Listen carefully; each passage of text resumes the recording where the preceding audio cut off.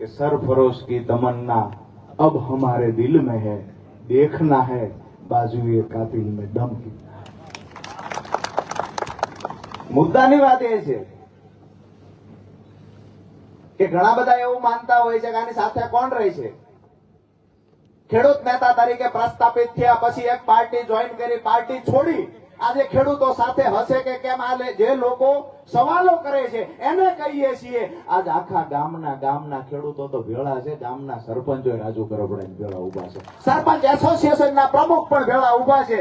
મને એવું લાગે છે કે રાજકીય પાર્ટીમાં જોડાઈને મેં ભૂલ કરી હતી, આ કરતા તો બિન રાજકીય લડાઈ હોત તો કદાચ આનાથી ડબલ તાકાતથી ઉભા હોત। ઘણા લોકો કે સાવણો ગંદકી સાફ કરે, માનીએ છીએ ને, હાવણો ગંદકી સાફ કરે આપણે બધા માનીએ છીએ, પણ એ જ હાવણો વિખાઈ જાય તો ગંદકી કરે। હાવણો ગુજરાતમાં વિખાઈ ગયો છે, આ વાસ્તવિકતા છે। હજી અમે કહીએ છીએ કે એમને જેટલું કર્યું એટલો જવાબ હજી નથી દેતા। જે દિવસે એ જવાબ દેવાનો ચાલુ કરીશું અને પછી જે દિવસે યાત્રા કાઢશું તે દિવસે આપણી યાત્રામાં હજારોની હારે લાખો લોકો હોય છે ને એમને ગામડાઓમાં પ્રવેશ કરવો અઘરો થઈ જાય। જેવા છે એવા હજુ દેખાડવાનું ચાલુ એટલે નથી કર્યા કે આપણી ખાનદાની છે, એક લેવલથી આપણે નીચે ઉતરવા નથી માંગતા, એ આપણી ખાનદાની છે। અને જે ઉતરવા માંગે છે એને કહીએ છીએ તમે તમારા ઉતરાય એટલું ઉતરો, કારણ કે એ તમારા સંસ્કાર છે। બરાબર દોસ્તો, ખેડૂત સંકલ્પ યાત્રાની જે શરૂઆત થઈ, શા માટે ખેડૂત સંકલ્પ યાત્રા?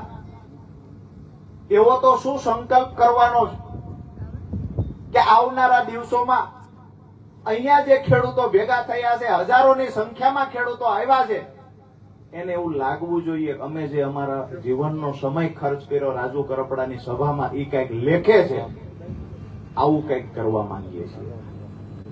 આજ દિવસ સુધી ગુજરાતના ઇતિહાસમાં ઘણી બધી વખત ખેડૂત સભાઓ થઈ, રાજકીય પાર્ટીઓએ પણ ખેડૂતોની વાતો કરી, પણ ચૂંટણી ગયા પછી ખેડૂતોની વચ્ચે કોઈ આવતું હોય બહુ મર્યાદિત લોકો આવે છે। મારી વાત સાચી છે ને? ખેડૂતોના ઘરે ચૂંટણી ગયા પછી કોઈ પૂછવા આવે છે ખરા કે તમારા ઘરમાં પ્રસંગ આવ્યો છે, કેટલું દેણું થયું? કોઈ પૂછવા આવે છે કે ઘરના વડીલોનું સોનું હતું એ ભંગવી નાખવું પડ્યું યા તો ગીરવે મૂકવું પડ્યું? આજે દુઃખ સાથે એક વાત કહું છું કે ગુજરાતમાં સૌથી વધારે ગોલ્ડ લોન કોઈ લેતું હોય તો અમારા ખેડૂત છે। અહીંયા હજારોની સંખ્યામાં ખેડૂતો બેઠા છે, એને કહીએ છીએ જેની સાઈડમાં કોઈ ધંધો બીજો ન કરતા હોય, માત્ર ખેતી આધારિત હોય, એવા કોઈ ખેડૂત છે ખરા જેની માથે દેણું નથી? એક પણ ખેડૂત એવો નથી। બીજી વાત એ કરું કે આ પરિસ્થિતિ માત્ર એક રાજ્યમાં છે એવું નથી, પછી બધે આ જ પરિસ્થિતિ છે। મતલબ એ છે કાગડા બધે કાળા છે। અહીંયા કહેવામાં આવે છે ખેડૂતો માટે આ કરીશું, ખેડૂતો માટે આ કરીશું, પણ જ્યાં સરકાર છે ત્યાં શું કર્યું છે એ જવાબ તો આપો। આપણે કોઈ એક રાજકીય પાર્ટીને ટાર્ગેટ નથી કરતા, જે વિપક્ષમાં રહેલા લોકો છે એ અમારા ખેડૂતોનો વોટ બેંક તરીકે જયારે ઉપયોગ કરતા હશે તો રાજુ કરપડા સાથી કાઢીને કહે છે તમે ખોટા છો, તમે ખોટા છો, અને ખેડૂતોનો વોટ બેંક તરીકે ઉપયોગ નહીં થવા દઈએ। સત્તા પક્ષને પણ કહીએ છીએ કે અમારા ખેડૂતોના જ્યારે પણ કાંઈ પ્રશ્ન હશે તો બિન રાજકીય રીતે એના પ્રશ્નનું સોલ્યુશન લાવવા માટે રજૂઆત કરવા તમારા બારણા ખટખટાવશું, અને જો પરિણામ નહીં મળે તો એમની સામે પણ લડશું। ક્યાં એવો વિષય નથી કે અહીંયા લડશે ને અહીંયા નહીં લડે ને અહીંયા ટીકા ટિપ્પણી એમાં પડવાનું જ નથી। મુદ્દાની વાત એ છે સંકલ્પ શું કર્યો છે? તો જેવી રીતે પંજાબ હોય, હરિયાણા હોય, ઉત્તર પ્રદેશ હોય, ત્યાં બિન રાજકીય રીતે ખેડૂતોના મજબૂત સંગઠનો ચાલે। ખેડૂત જયારે રજૂઆત કરવા જાય ત્યારે હજારો લાખોની સંખ્યામાં ખેડૂતો સંગઠનથી સાથે મળીને જતા હોય છે, અને બિન રાજકીય રીતે મોટા ભાગના પ્રશ્નોનું નિરાકરણ પણ આવતું હોય છે। અહીંયા પરિસ્થિતિ એ છે કે બિન રાજકીય રીતે આપણું સંગઠન બનાવવું, એક મજબૂત આગેવાનને ખંભે ખંભો આપીને આગળ લઈ જવા, આપણા ખેડૂતોના પ્રશ્નના નિરાકરણ માટે દરેક તાલુકા મથકે, જિલ્લા મથકે, ગામડાના છેવાડાના ખેડૂત સુધીનું સંગઠન બને. આ પરિસ્થિતિનું નિર્માણ કરવું ખૂબ જરૂરી લાગ્યું. રાજકીય પાર્ટીઓ વોટ બેંક તરીકે માત્ર ઉપયોગ ન કરે અને આવનાર દિવસોમાં ખેડૂતોનું ભલું કરી શકાય એ માટે પહેલા તો ખેડૂતનું સંગઠન હોવું જોઈએ. તો આ સંગઠન કોણ કરશે? તો મેં વિચાર કર્યો કે સૌથી પહેલો હું સંકલ્પ કરું કે ખેડૂતોને સંગઠિત કરવા છે. ક્યાંથી કરવા? તો સૌરાષ્ટ્રથી પહેલા શરૂઆત કરીએ અને સૌરાષ્ટ્રના ખેડૂતોને સંગઠિત કરવાનો સંકલ્પ કર્યો અને એ દિવસે યાત્રાનું નામ પણ રાખ્યું ખેડૂત સંકલ્પ યાત્રા. હવે યાત્રાની પ્રેસ કોન્ફરન્સ કરતાની સાથે સૌથી વધારે ઉપાધિ કોને થવી જોઈએ? જે સરકારમાં બેઠા છે એને થવી જોઈએ ને. ખેડૂતો એકત્રિત થાય છે, એને પીડા થવાની બદલે પીડા ક્યાંક બીજા ઠેકાણે થઈ. ખેડૂતોને ભેગા કરું છું, ખેડૂતો માટે લડું છું, એનો વાંધો આમ આદમી પાર્ટીને શું કામ છે? આ જવાબ મને હજુ સુધી નથી મળ્યો. વાંધો તો ભાજપને હોવો જોઈએ. વાંધો વિપક્ષમાં રહેલા લોકોને શું કામ છે? અને રાજુ કરપડા માત્ર એક જ પાર્ટીને કેમ ખટકે, કેમ કોંગ્રેસને નથી ખટકતો? હું તો કોંગ્રેસને ખટકવો જોઈએ, કેમ નથી ખટકતો? મેં 5 વર્ષ જે પાર્ટીમાં કામ કર્યું એ પાર્ટીની અંદર જ્યાં સુધી હું રહ્યો ત્યાં સુધી છેલ્લા દિવસ સુધી વફાદારીથી રહ્યો છું. છેલ્લા દિવસ સુધી વફાદારીથી રહ્યો. અમારી ઉપર કેસો થયા. આજકાલ સૌરાષ્ટ્રમાં બીજા ઘણા નેતા નેતડીઓ નીકળ્યા. અમારી ઉપર કેસ થયો. ભાઈ તમે ખંડણી લેવા ગયા હતા થયો તો હું ખેડૂત હાટું લડવા ગયો થયો છે. સૌરાષ્ટ્રમાં ઘણા બધા નેતાઓ બૂમ આમો કેમેરો બૂમ રાખી દે એટલે હા લ્યો રાજુ કરપડા નામ એટલે આપણું થોડું આયલું છે. મારી વાત સાચી છે ને? વાસ્તવિકતા એ છે કેસમાં ફેર હોય ને. તમે શેના કેસ કરાવીને આવ્યા છે તો જુઓ. ખેડૂત માટે કેટલા કર્યા છે. ખેડૂતોની લડાઈ હંમેશા લડતો આવ્યો છે. જયારે જે વિસ્તારમાં ખેડૂતોએ બોલાવ્યા છે એ વિસ્તારમાં ખેડૂતો માટે લડવા ગયો છું. આમ આદમી પાર્ટીમાં હતો ત્યારે પણ ખેડૂતોના મુદ્દે જોર જોરથી લડતો. તમારા ગામમાં જ મેં એક કાર્યક્રમ કર્યો.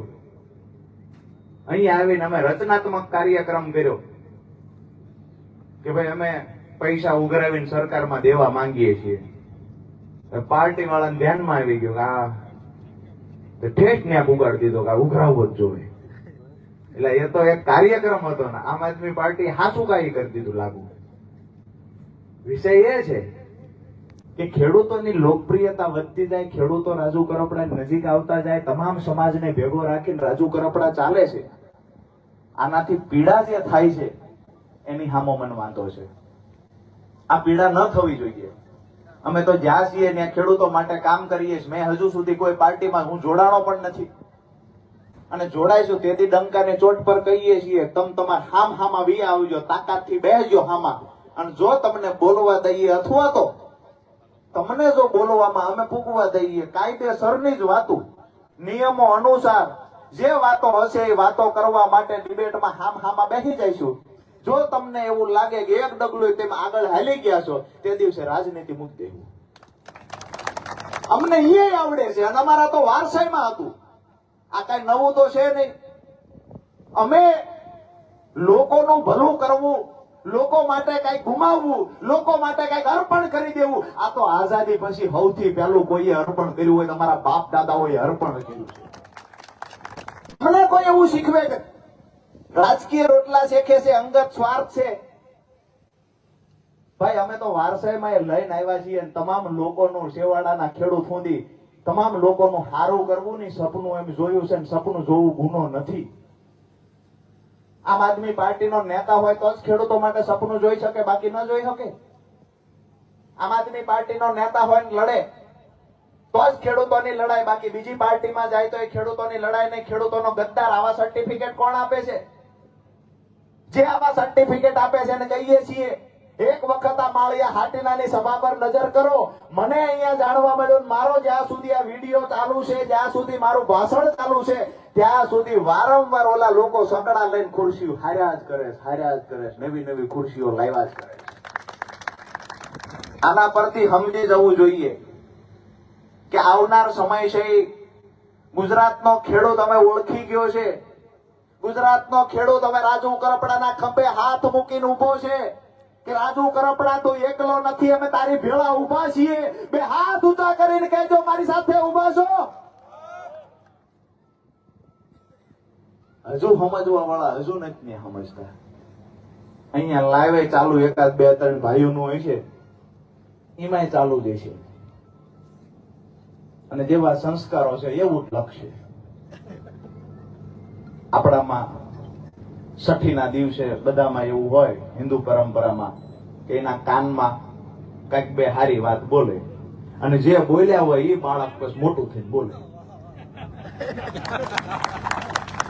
એટલે આ લખવા વાળા છે એ મને લાગે છે છઠ્ઠી દિવસે જે કાનમાં સાંભળ્યું હોય છે એ વસ્તુ લખે છે. અને આપણે એને છૂટ દેવી છે કે અમને ખબર પડે કોના કોના ઘરે શું શું સંભળાવવામાં આવ્યું હતું. લખો તમે તમારે. એમે તો પહેલેથી ઘણના ઘાત ખાતા આવ્યા છીએ. જરૂર પડી છે એ દિવસે ન્યાય અપાવવા માટે થઈને જહદણનો ઇતિહાસ વાંચી લેજો. હદા મામાને પણ હુડીએ ચડાવી દીધા. એ પરંપરામાંથી આવીએ છીએ.